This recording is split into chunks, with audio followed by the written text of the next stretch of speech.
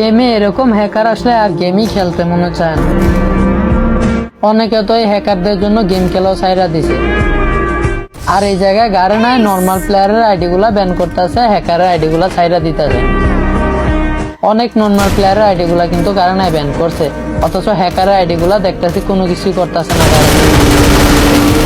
গাড়ে না তাই তো তুমি তোমার হ্যাকার নিয়ে, যখন আমরা নর্মাল প্লেয়ার গুলা চলে যাবো তখন বুঝতে পারবে একটা নর্মাল প্লেয়ার আর কত সহ্য করবে। আমরা বেশিরভাগ প্লেয়াররাই কিন্তু নর্মাল একটা ডিভাইস দিয়ে গেম প্লে করি, না আছে ভালো কোনো গান স্কিন, না আছে ভালো কোনো মুভমেন্ট।